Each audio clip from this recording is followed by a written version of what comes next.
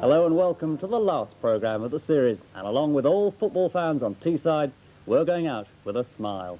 Yes, we're devoting the bulk of the show to Middlesbrough's magnificent achievement in winning promotion to the second division at the first attempt.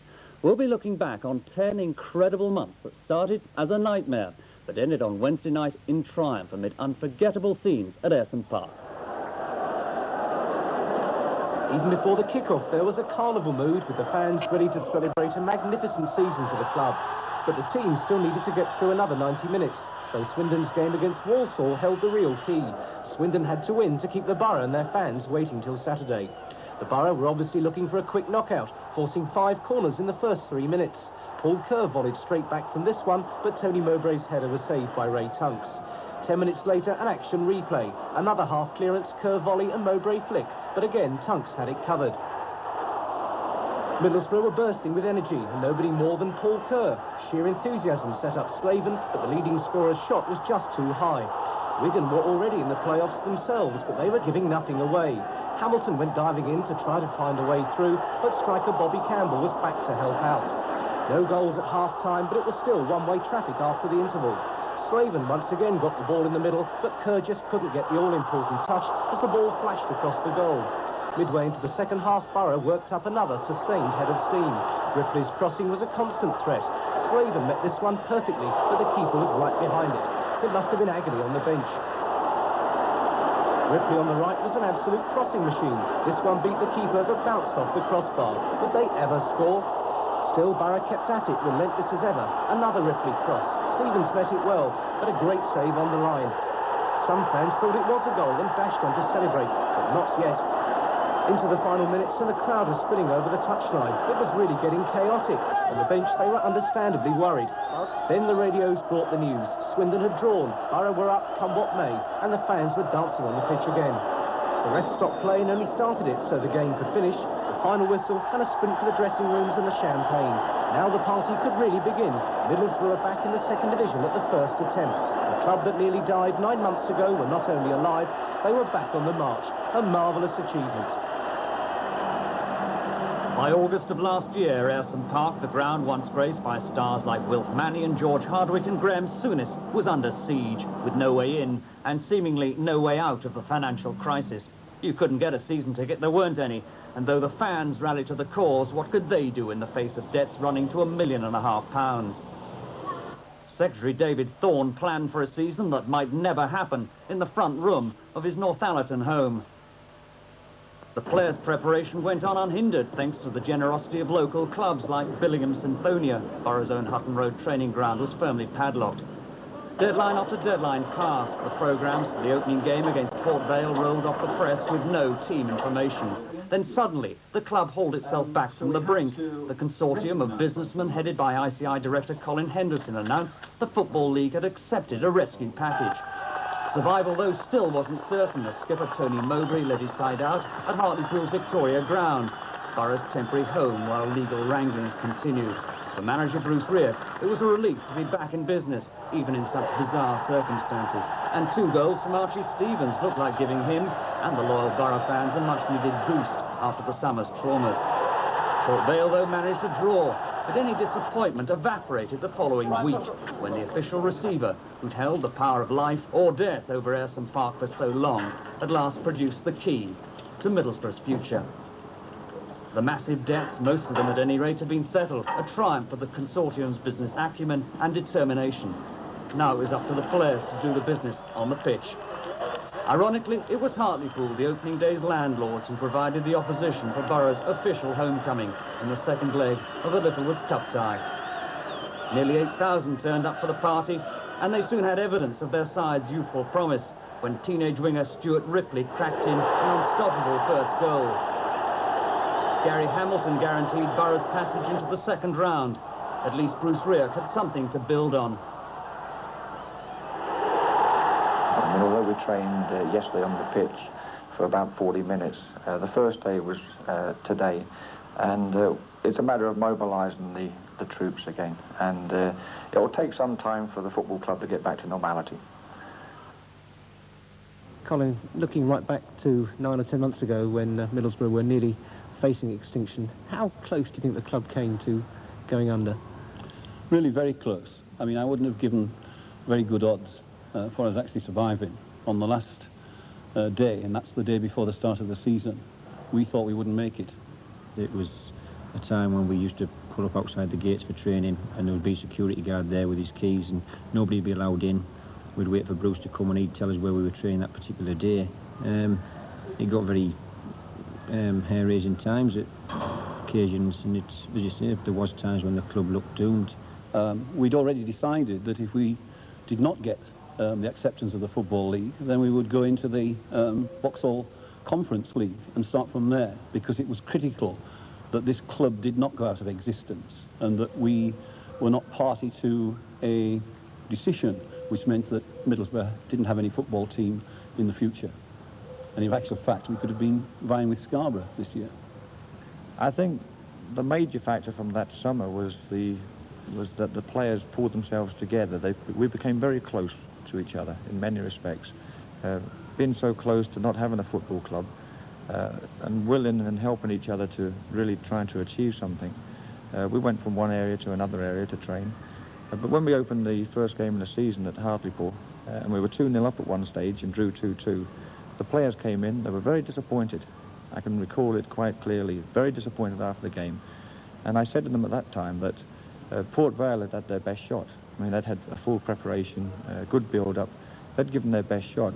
That was our first 90 minutes of the season. And I said, we can only get better. How the players responded to the Borough's reprieve. They started with a 12-match unbeaten run, and this comeback after trailing 2-0 at Bristol City underlined the side's spirit and character.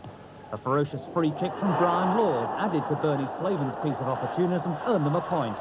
At the beginning of December, Boro were top of the table, and this Gary Hamilton goal at Notts County boosted their ambitions in the FA Cup. Under the experienced guidance of Rioch and his number 2 Colin Todd, Middlesbrough also developed the priceless knack of winning, even when they weren't playing well. A defensive-minded Doncaster side nearly succeeded in frustrating the Boro youngsters the following Saturday, but their spoiling tactics couldn't prevent Tony Mowbray from consolidating the Boro's position as Division 3 front-runners. If Middlesbrough captain now, I'm saying we'll be looking for the Championship really, not just for promotion. And if we aim high, look at the Championship. If we drop just a bit short, then hopefully that'll be promotion. But come May, we're looking to go up as 3rd Division champions. Tony is Borough through and through, and I think when he was given the captaincy, he took that upon himself to as a great honour, and he's led his troops very well indeed. I mean, still a young man, very young man. He has a tremendous spirit with them, a lot of respect. He leads by example. He organises his dressing room exceptionally well, and the players respond accordingly to him. Bruce really, his knowledge of the game, his motivation, his approach, man management, everything about him sort of top class, and the players all react to that. 1987 dawned on a less optimistic note for Boro. A bad New Year's Day defeat at York was swiftly followed by an unexpected exit from the FA Cup. Ronnie Hildersley's spectacular strike for 4th Division Preston left Boro, as they say, to concentrate on the league. Another crippling blow, literally, was the loss of Brian Laws for the rest of the season. The influential midfield player's troublesome knee finally went as he took a vital penalty against Bristol Rovers. But by now, Boro's youngsters were more than able to stand on their own 2 feet. They won the match and stayed on top of the league with a classic goal. Colin Cooper retrieves what looks a lost cause, and from Slaven's flick, Stuart Ripley provides an instinctive finishing touch.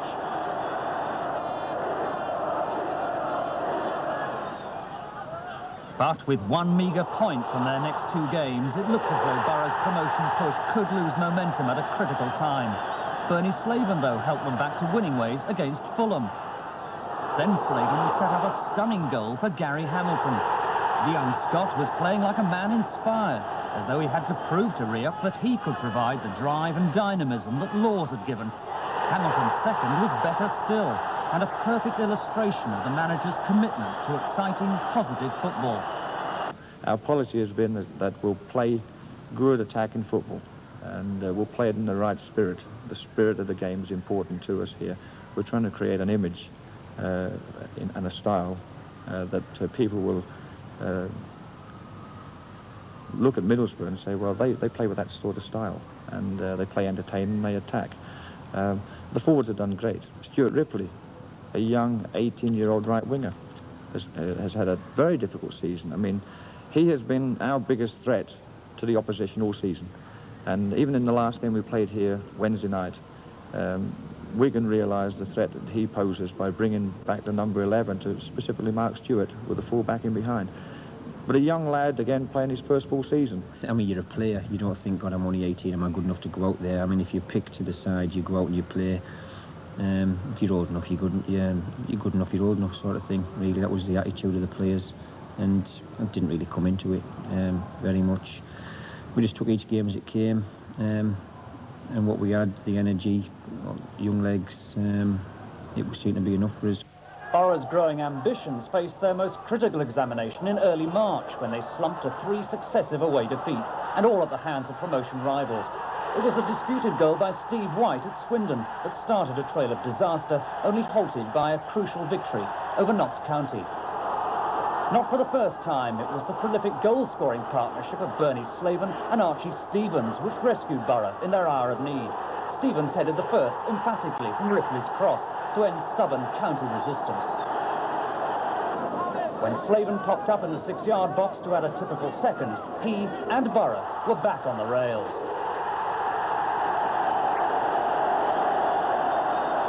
I sat the players down in the dressing room prior to the match against Notts County on the Tuesday, and I basically just said to them, you know, we started the season 12 games undefeated. Let's see if we can go one better and try and achieve 13.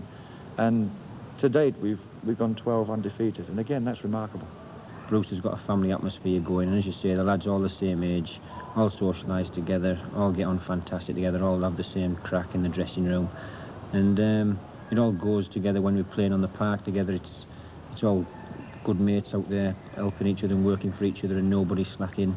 If they do, then it's, you know, everybody gets on at them, sort of thing, but it's all good-natured, and there's no niggling, no backstabbing, no nothing goes on at this club. It's a tremendous atmosphere. Boro were off on another magnificent 12-match unbeaten run, which was to sweep the club straight back into the 2nd division. Slaven's goal-scoring exploits continued to play a key role. His 20th of the season set up victory over Brentford, one of 7 straight wins at a crucial time. Even youngsters like local discovery Lee Turnbull got their chance to chip in, as Rioch's army mobilised itself for one final push. Hostilities finally ceased around 9:30 on Wednesday night amid unforgettable scenes. The last chapter of a remarkable success story was complete. Boro were up, and Ayresome Park was about to play host to the biggest party it had ever seen.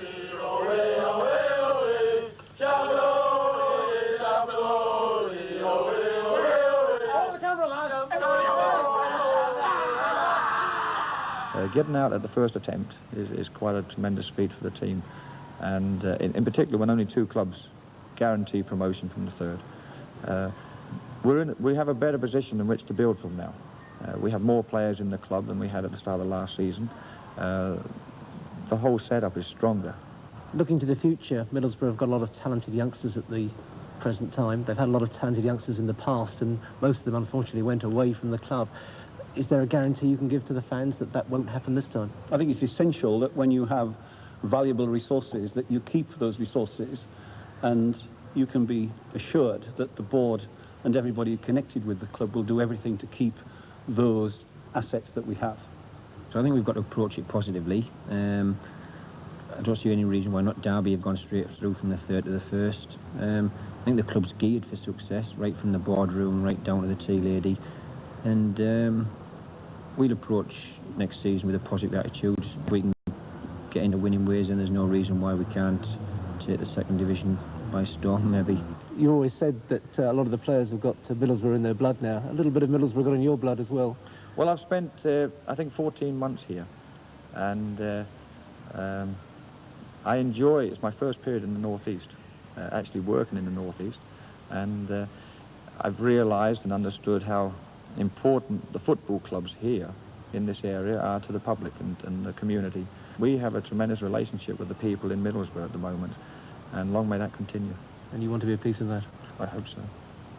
I'm sure that that Bruce will always be common currency as far as management for other clubs is concerned. We're absolutely delighted with him, and we hope that he's half as pleased with us. And that's the chairman's vote of confidence that really does count, I can assure you. What an amazing story it all makes. And it is still mathematically possible that Middlesbrough could go up as champions. But Bournemouth would have to lose at home to Rotherham, which looks unlikely on recent form, and Middlesbrough would need all 3 points from the game at Doncaster. The title will be a great bonus, but there aren't many people at Ayresome Park too upset at coming second. And just a final reminder, if you haven't got one of the few tickets for tomorrow's game at Doncaster, don't go, you won't get in.